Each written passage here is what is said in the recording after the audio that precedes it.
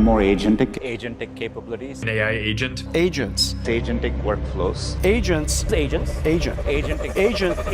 Agentic. አርቲፊሻል ኢንተለጀንስ ከጥያቄና መልስ አልፎ አዲስ ምዕራፍ ላይ ደርሷል። በዚህ የቴክኖሎጂ ሽግግር ውስጥ ደግሞ የሰው ሰራሽ አስተውሎት እድገት ማሳያ የሆነው ኤጀንቲክ ኤአይ በዋናነት ይጠቀሳል። ኤጀንቲክ ኤአይ መረጃን ከመንገር ባለፈ እንደ ሰው በራሱ አስቦ አቅዶና ተንትኖ ተግባራትን የሚፈጽም ታማኝ የዲጂታል አጋራችን ሆኗል። ይህ ቴክኖሎጂ ውጤታማነትን፣ ትክክለኛነትንና አስተማማኝ ደህንነትን በአንድ ላይ አጣምሮ የያዘ የዘመኑ ድንቅ የፈጠራ ውጤት ነው።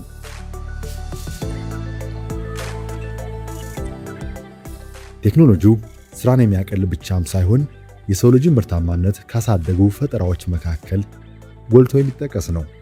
ኤጀንቲክ ኤአይ ከመደበኛው ኤአይ የሚለየው ተግባር ተኮር በመሆኑ ነው።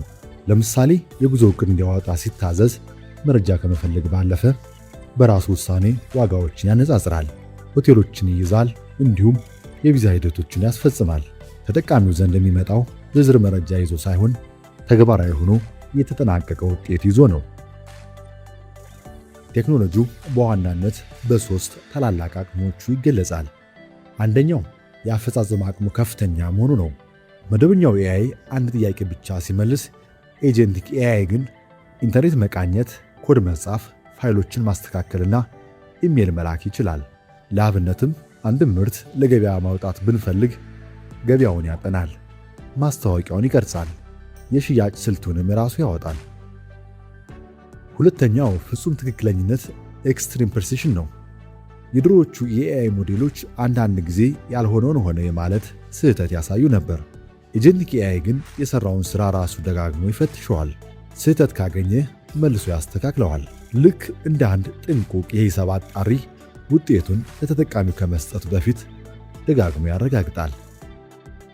ሶስተኛው አስተማማኝ ደህንነት አድቫንስ ሴፍቲ ነው።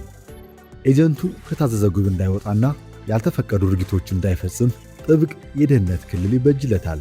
ከፍተኛ ውሳኔዎች ላይ የሰው ልጅ ፍቃድ እንዲጠይቅ ተደርጎ የሚቀረጽ ሲሆን እያንዳንዱን እርምጃ ለምን እንደወሰደ የሚያሳይ የኦዲት መዝገብ ያለው ነው።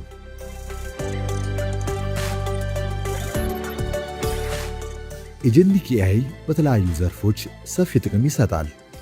በጤናው ዘርፍ እንደ ሕክምና ባለሙያ፣ በግብርናው ደግሞ እንደ ባለሙያ ገበሬ ሆኖ ይሰራል። በትምህርቱም ለእያንዳንዱ ተማሪ እንደ ዝንባሌው የትምህርት መርሃ ግብር ቀርጾና ፈተና አርሞ ድጋፍ የሚሰጥ የግል መምህር ይሆናል። በአጠቃላይ ይህ ቴክኖሎጂ የሰው ልጅ ምርታማነት በእጅጉ ያላቀ የዘመኑ የቴክኖሎጂ አውታር ነው።